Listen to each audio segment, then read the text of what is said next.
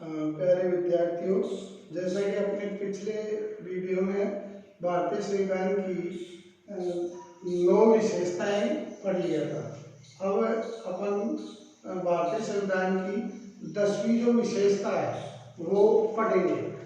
10वीं विशेषता है स्वतंत्र न्यायपालिका की स्थापना। यानी हमारे भारतीय संविधान ने स्वतंत्र न्यायपालिका की स्थापना की है। भारतीय संविधान में संविधान की सर्वोच्चता, प्रजातंत्र की रक्षा तथा मूल अधिकारों की सुरक्षा हेतु संविधान में अनेक प्रावधान किए गए हैं। जैसे इसके लिए अनुच्छेद 32 में न्यायिक पुनरावलोकन की शक्ति द्वारा बंदी प्रत्यक्षीकरण, अधिकार परीक्षा जैसे 5 लेख न्यायालय जारी कर सकता है या करने की शक्ति उसे दी गई है। इसके अलावा कार्यपालिका के आदेश तथा व्यवस्थापिका द्वारा बनाया गया कोई कानून यदि कानून की दृष्टि से या संवैधानिक दृष्टि से सही नहीं हो तो हमारा सर्वोच्च न्यायालय जो है वो उसे रद्द, उस आदेश को या उस कानून को रद्द या संशोधन कर सकता है।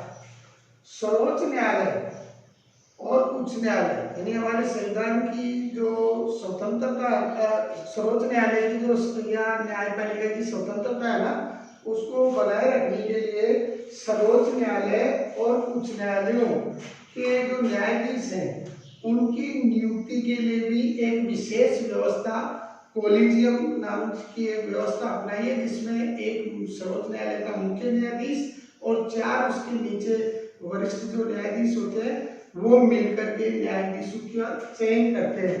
तो उस कोलिजियम व्यवस्था की पद्धति से न्यायालय जो है ना न्यायाधीशों का चयन करता है।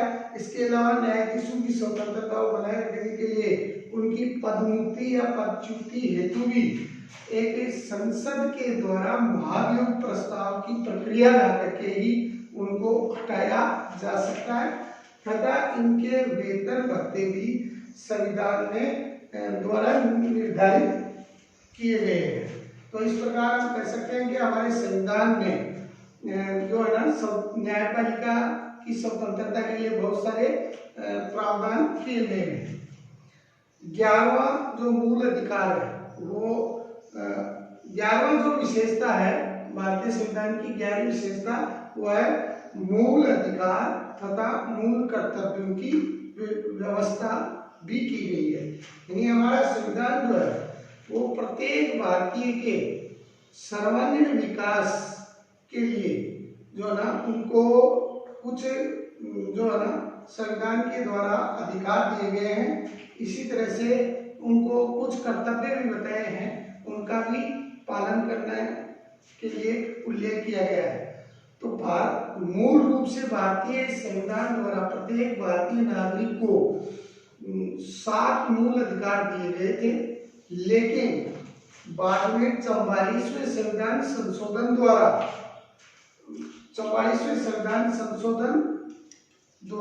1978 के द्वारा संपत्ति के अधिकार को मूल अधिकारों की श्रेणी से हटाकर अब उसे कानूनी अधिकार बना दिया है। अब वर्तमान में प्रत्येक नागरिक को निम्नलिखित 6 मूल अधिकार प्राप्त हैं। अब वो कौन कौन से मूल अधिकार वर्तमान में हमारे 6 प्रत्येक भारतीय को प्राप्त हैं? तो उनमें पहला है समानता या समता का अधिकार। तो हमारे संविधान ने प्रत्येक भारतीय नागरिक को समानता या समता का अधिकार दिया है। इसका उल्लेख अनुच्छेद 14 से 18 में किया गया है। दूसरा स्वतंत्रता का अधिकार, इसका उल्लेख भारतीय संविधान के अनुच्छेद 19 में किया गया है। तीसरा शोषण के विरुद्ध अधिकार। तो शोषण के विरुद्ध अधिकार का उल्लेख हमारे अनुच्छेद 23 व 24 में किया गया है। चौथा जो मतलब अधिकार है, मूल अधिकार, वो है धार्मिक स्वतंत्रता का अधिकार। इसका उल्लेख भारतीय संविधान के अनुच्छेद 25 से 28 में किया गया है। पांचवा जो मूल अधिकार है वो है सांस्कृतिक व शिक्षा संबंधी अधिकार। इस शिक्षा व सांस्कृतिक व शिक्षा संबंधी अधिकार का उल्लेख हमारे भारतीय संविधान के अनुच्छेद 29 और 30 में किया गया है। छठा जो मूल अधिकार है वो है संवैधानिक उपचारों का अधिकार। संवैधानिक उपचारों का अधिकार जो है उसका उल्लेख संविधान के अनुच्छेद 32 में किया गया है। इसी तरह से भारतीय संविधान में जैसे मूल अधिकार दिए ना, वैसे ही हमारे भारतीय संविधान में मूल रूप से प्रत्येक भारतीय नागरिक को 10 मूल कर्तव्यों का पालन करने का उल्लेख भी हमारे संविधान के भाग 4 के में किया गया है। किंतु 86वें संविधान संशोधन द्वारा अब हर माता पिता को अपने 6 से 14 वर्ष के बालक बालिका को प्राथमिक शिक्षा दिलाने का 11वां मूल कर्तव्य और जोड़ दिया गया है। विद्यार्थियों, जैसा आपको मालूम है अपन भारतीय संविधान की विशेषताएं पढ़ रहे हैं। पिछले वीडियो में अपन ने भारतीय संविधान की 11 विशेषताएं जो पढ़ी है, अब आगे की विशेषता आ रही है 12वां, एकात्मक तथा संघात्मक तत्वों का मिश्रण। यानी हमारे संविधान में एकात्मक लक्षण भी है और संघात्मक संविधान के लक्षण भी दिए गए हैं। तो देखो, भारत एक संघात्मक राज्य है। भारत कैसा राज्य है? एक संघात्मक राज्य है। किंतु भारतीय संविधान में अनेक ऐसे प्रावधान हैं जो ये दर्शाते हैं कि एकात्मक शासन वाले लक्षण हमारे संविधान में दिए गए हैं, जो मतलब केंद्र को राज्यों की अपेक्षा शक्तिशाली बनाते हैं। अब वो कौन कौन से एकात्मक शासन वाले लक्षण हैं भारतीय संविधान में जो केंद्र को अधिक शक्तिशाली बनाते हैं? तो उनमें शक्तियों का विभाजन जो किया गया है उसमें अपन पढ़ेंगे कि पहला, राष्ट्रीय महत्व के जो विषय हैं उनको संघ सूची में या केंद्र सूची में सम्मिलित किया गया है। इसके अलावा समवर्ती सूची जो है, उस सूची के विषयों पर राज्य भी कानून बना सकता है और केंद्र भी कानून बना सकता है। लेकिन दोनों के बीच अगर विवाद हो जाए तो विवाद की स्थिति में केंद्र का कानून ही मान्य होगा। इसके अलावा अवशिष्ट जो सूची है, उस सूची के विषयों पर कानून बनाने का अधिकार केवल केंद्र सरकार को ही है या केंद्र सरकार ही कानून बना सकती है। आपातकालीन स्थिति में, यानी आपातकाल की स्थिति हो तो उस समय केंद्र का ही निर्णय मान्य होगा या केंद्र का निर्णय ही प्रमुख माना जाएगा। इसके अलावा अपन देखें तो एकात्मक शासन का लक्षण जो है ना, एक इकेरी नागरिकता जो है ना, हमारे दो तरह की नागरिकता नहीं है, राज्य की नागरिकता अलग से मिलती है, जबकि संघात्मक शासन में एक राज्य की होती है, एक केंद्र की होती है।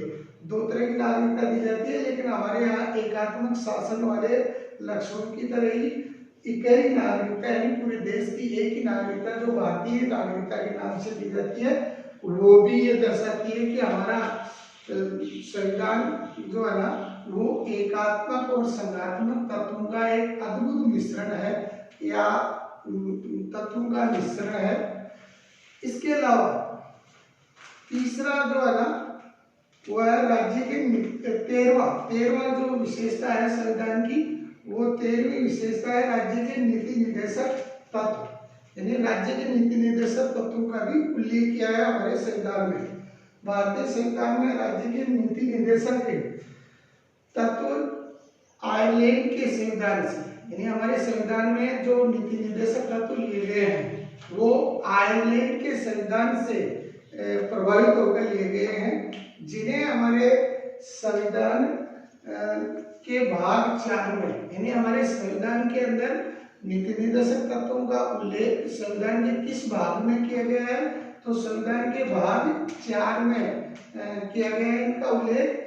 ये क्या है, तो ये नीति निर्देशक तत्व एक ऐसे विचार है जो भविष्य में बनने वाली जो भी सरकार होगी उस सरकार के लिए ये पथ प्रदर्शक की भूमिका निभाते हैं, यानी सरकार को रास्ता दिखाते हैं कि कैसा उसको कार्य कैसे करना है। हालांकि इनके क्रियान्वयन, यानी इनको लागू करने के लिए सरकार कानूनी रूप से बाध्य नहीं है, नीति निर्देशक तत्वों के लिए सरकार कानूनी रूप से बाध्य नहीं है, अतः भी न्यायालय में वाद के योग्य नहीं है, यानी कोई भी नागरिक इनके लिए सरकार को न्यायालय में नहीं ले जा सकता। सरकार माने, तो ये मतलब वाद योग्य नहीं है, किंतु एक लोक कल्याणकारी राज्य की सरकार को की भावना से अगर कोई सरकार चलती है तो उस सरकार के संचालित होने पर इन नीति निर्देशक तत्वों की उल्लंघन या अवहेलना करना भी आसान नहीं है।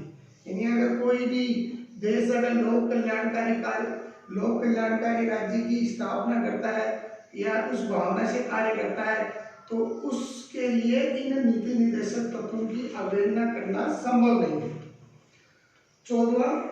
चौथी विशेषता है विश्व शांति का समर्थक, यानी हमारा संविधान जो ना विश्व में शांति को बढ़ावा देने का भी समर्थक है। भारतीय संविधान विश्व शांति का समर्थन करता है। इस कारण ही हमारे नीति निर्देशक तत्वों के अनुच्छेद 51 में ये एक स्पष्ट उल्लेख किया गया है कि राज्य का ये कर्तव्य है कि वह अंतर्राष्ट्रीय शांति, सुरक्षा तथा राष्ट्रों के बीच न्यायपूर्ण सम्मानजनक भावना की स्थापना करे और इस आधार पर भारत न तो किसी दूसरे देश के आंतरिक मामलों में हस्तक्षेप करेगा या उसकी सीमा में हस्तक्षेप नहीं करेगा तथा नई स्वयं की सीमा या आंतरिक मामलों में दूसरे देश का हस्तक्षेप स्वीकार या बर्दाश्त नहीं करेगा, जिससे हम कह सकते हैं कि भारत का संविधान विश्व शांति का भी समर्थक है।